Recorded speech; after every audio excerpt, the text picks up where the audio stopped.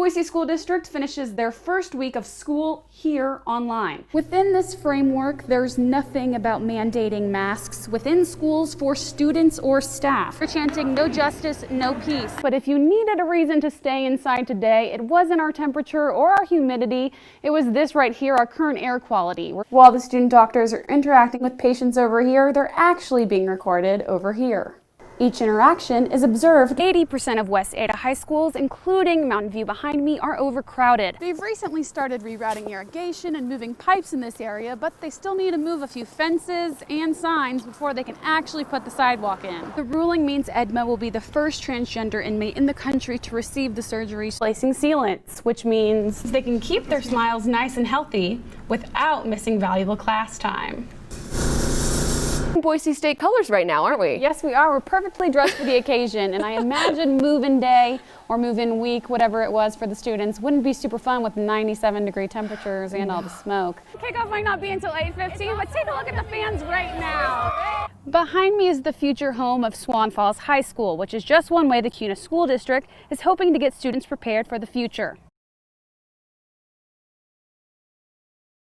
Greg Hampikian knows DNA. He's been studying samples of it from suspects for years to assist Canyon County detectives in the Darylyn Johnson case. The folks in my lab at the time, Michael Davis, did mitochondrial sequencing on DNA from suspects that were eliminated. All of them were eliminated. The case had hair evidence, and Charles Fain was originally pinned to the crime. Hair isn't the best evidence for DNA. His lawyer was able to show the hairs didn't match, exonerating Fain, but the case was still unsolved. We're left with this problem. Whose hair is it? In 2016, Greg met scientist Ed Green, whose lab at UC Santa Cruz looks at old, broken, and degraded DNA. He introduced Ed to the detectives, and Green's new research led to this man, David Allen Dalrymple, a DNA match. Ed Green was able to develop for the police from these hairs enough DNA information to know, first of all, it was a hair from a male. That was very important.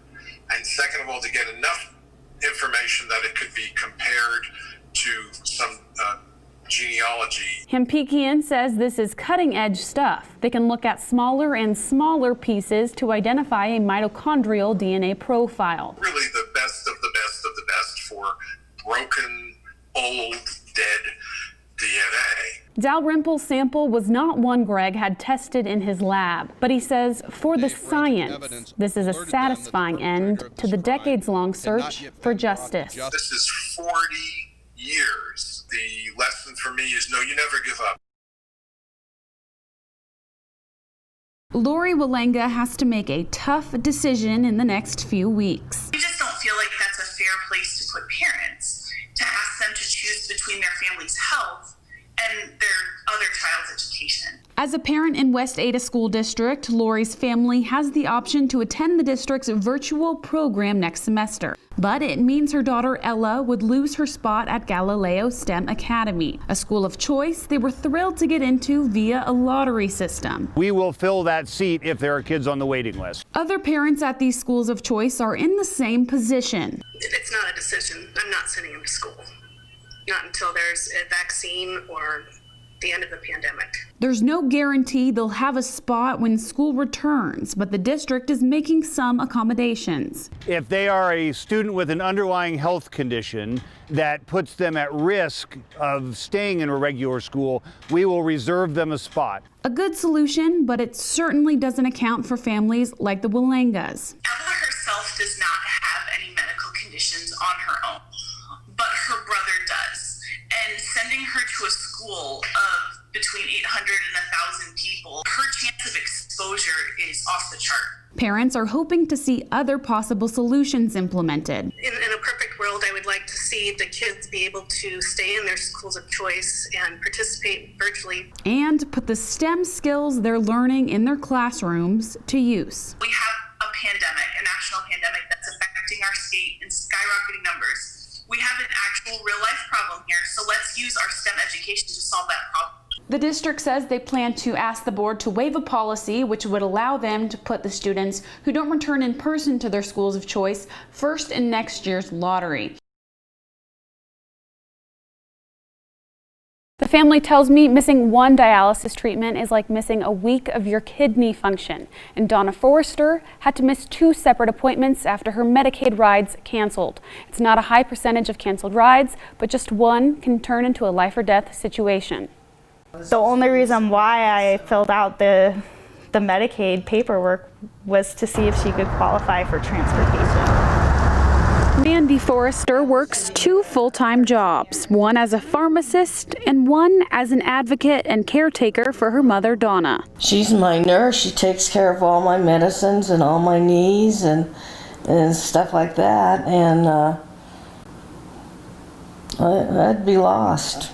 Donna has type 2 diabetes and found herself in renal failure last November. Mandy relies on Medicaid's transportation service to get Donna to her much-needed 4-hour-long dialysis treatments 3 times a week. Except it hasn't always been reliable. She received a text message saying that her ride had been canceled, and then she had received a phone call saying that her dialysis treatment had been canceled. Yeah. I called the dialysis center and I asked them, was her treatment canceled today? No, we were waiting for her. The driver had called the dialysis center to, I guess, confirm the appointment, but he had the wrong center. It wasn't an isolated incident. The second time that it was canceled, she had received a text message saying that your ride has been canceled by MTM and we are arranging for a Lyft driver.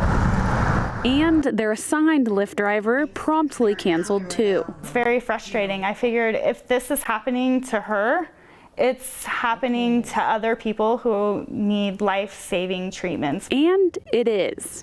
The number of missed trips is running right around 0.07%. In total, it's around 1,129 missed trips for the year. Donna was one of the 88 who filed a complaint of a missed trip in November. In the best case, a missed trip is going to be an inconvenience for someone. Anywhere from that to, they might have something that's a lot more important that really could represent a risk to their health. Luckily for the Forresters, once the Department of Health and Welfare heard about the situation, they reconciled it. Now Mandy is advocating for others. Medicaid's going to offer this service. They need to make sure that it's a service that they can offer to all communities, whether it be Emmett, Payette, Weiser,